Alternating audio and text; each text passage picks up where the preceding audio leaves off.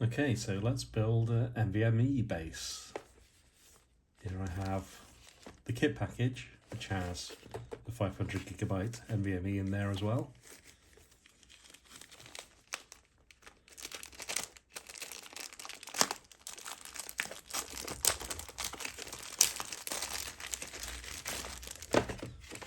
And you see we've got the NVMe Base package and the SSD. I'm going to start with this part of it.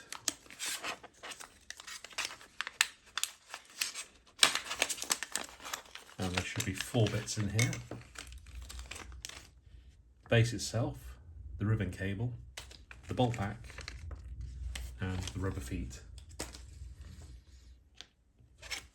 First thing we're going to do is go through all the bolts that we have here. We have these long bolts. These are for mounting through the base to the top and giving you a bit of thread on the end to attach a hat mount.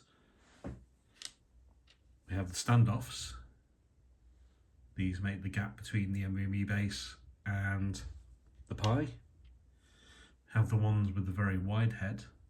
They are the M2.5 mounting things. Mounting screws. You'll use 8 of those normally.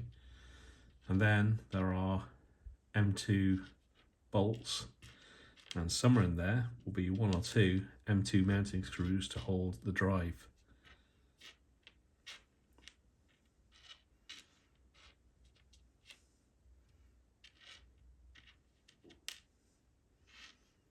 There we go.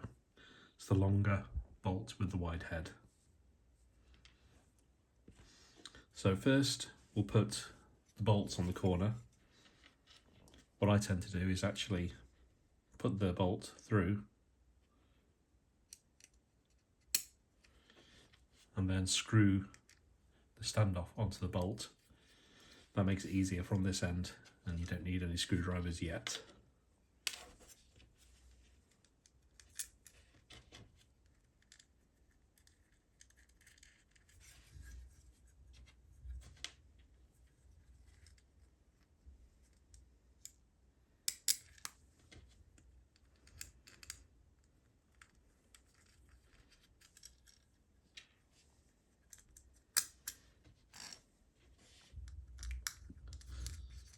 Good.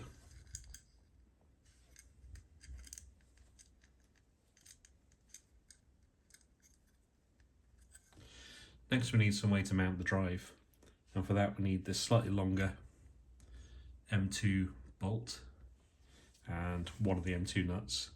This is a 2280 drives, most drives will be, but if you want a shorter one you can mount in one of the other holes which are labelled with the size of the drive. Take one of the nuts, screw it onto the bolt, and then you have a base for your NVMe. Now I'm going to get the SSD drive out.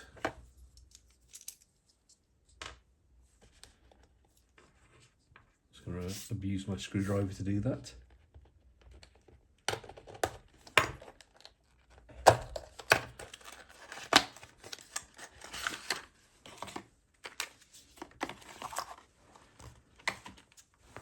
There we have one of the Kioxia drives we're doing in the first batch.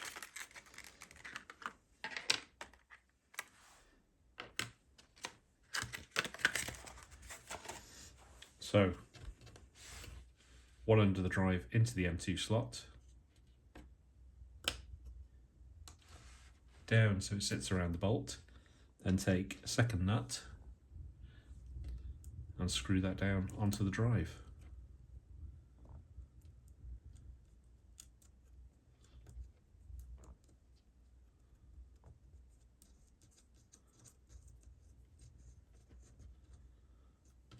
And that should securely hold it. And just make sure it's nice and centered, although the connector is pretty tolerant about this. There we go, drive mounted. Now we go on to the ribbon cable, which is the hardest bit. For this, I'd use the Raspberry Pi end first. So we take the Pi, and this one's got an active cooler for the hard mode. gently lift up each end of the PCIe slot. And for the ribbon cable, when we end up with it installed, we want to end up with it going like this. There's only one way it fits around. The end that goes to the NVMe base is larger, it's an 18 pin. And the end that goes to the Pi is smaller, so you'll find that the larger end just will not fit into the plastic here. But the other end will. And since we want it to end up folding over this way, we start by having it this way. And you should find that goes into there with the latches up. And then I'm just holding it in place and level with my other hand and pushing down this so it's nice and flat, and it's definitely holding onto the cable. When it's in, you will be able to adjust it a little bit so it's nice and flat and square at the cable end and sitting on the base of the connector.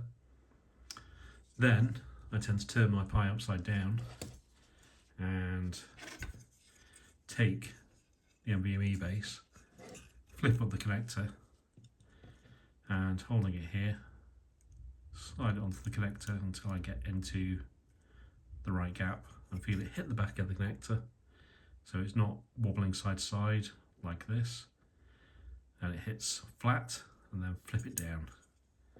Then I can make a sandwich. You can actually see I've got some other standoffs here, so I'm just going to remove those from the Pi. Your Pi will probably not have those installed.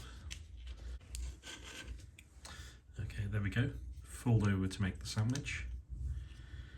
Make sure it's over the holes, make sure it doesn't wander around and start slicing components off your very valuable Pi. And then this bit, I do recommend a screwdriver. I have a little nice Phillips one here, mounted in the end of my pen, because nerds. And then just locate that hole.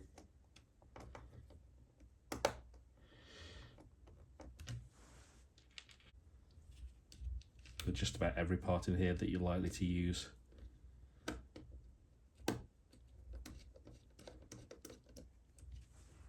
And just in case the factory does send you one short.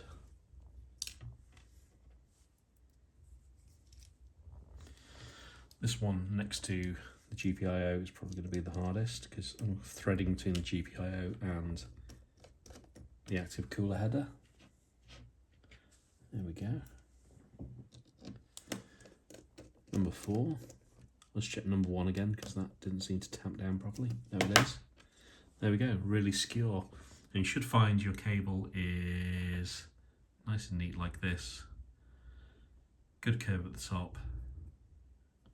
Pretty flat to the board. And the pirate looking nice and saying hello like this. There you go. You should have a fantastic connection. We also have these long bolts. What happens with these is if you want to mount a hat on top of your Pi still, these bolts go through the bottom, through the standoff, instead of these 8 bolts, and they poke through the top into the Pi. From there you can take extended standoffs, such as COM2105 on our store, put them on top of the Pi and mount a hat as well, and they just maintain a screw thread there.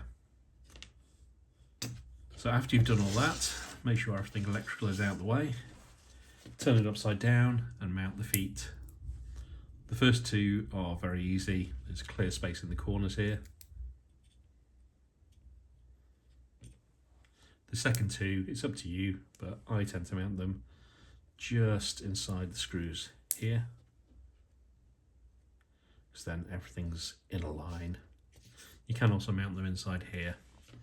And there you have a skeleton Pi setup that's nice and safe on your desktop. From here, if you power up your Pi, you should find that the NVMe drive is detected automatically, and you can see it in Raspberry Pi Imager and use Raspberry Pi Imager to burn the OS to it. The only other thing you'll need to do is edit the config.txt to enable PCIe 3 speeds if you want, and you probably do want. And also you can use the EEPROM editor to change the boot order if you want to boot off the NVMe drive. So there it is. That's installing the NVMe Base on a Raspberry Pi 5.